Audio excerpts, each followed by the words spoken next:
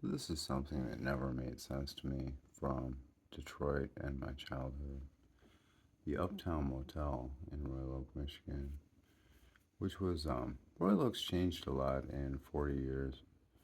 On 10 Mile, you had this 30 floor, rent it for a party by the hour if you feel like, and yet people falling asleep in drunk in bathtubs and throwing themselves off the railing and things like this used to happen at the Uptown.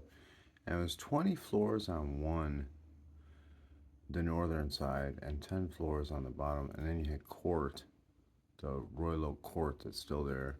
And the Farmers Market, which is the flea market back in the 80s, and 4th Street. And the door colors for the Uptown, God, they drive me crazy. They're like the early toy, the Rubik's Cube colors. They're ugly. Fluorescent colors, orange, red, yellow, and green. And I never understood this. And it just like lately occurred to me that the Highlander Motel in kind of like north of the Oakland County Court, you have the same setup. You have the Highlander Motel, which is basically they disassembled the Uptown Motel room by room and put it in an L shape in 10 rooms and called it the Highlander Motel. Off of, I forget if it's Telegraph or Pontiac Trail, but down there, like south, you have the Oakland County Court, Havenwick, maybe jail and stuff like that for drunks.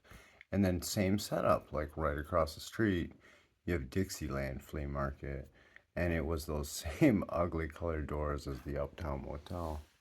So now it's 2024 and they might be gone, but I wondered, move destroying something like that is one thing, but moving a ramshackle motel like that, room by room, what kind of project manager sets a time constraint for 40 years on a place like that? And I'll say this building material right over here was in the basement of the Royal Oak York house where I grew up. It was down the stairs. And all I'm going to say is um, unhappy tenant, which I am, unhappy builder, and whoever built this place is not happy yet. And it might very well be the same human being that took the Uptown Motel from the 1980s, floor by floor, room by room, meticulously disassembled it into the 2010s. It might be the very same builder. And all I can say is he's just not happy yet. In a place like that, you stay away from it. It's called a fly trap.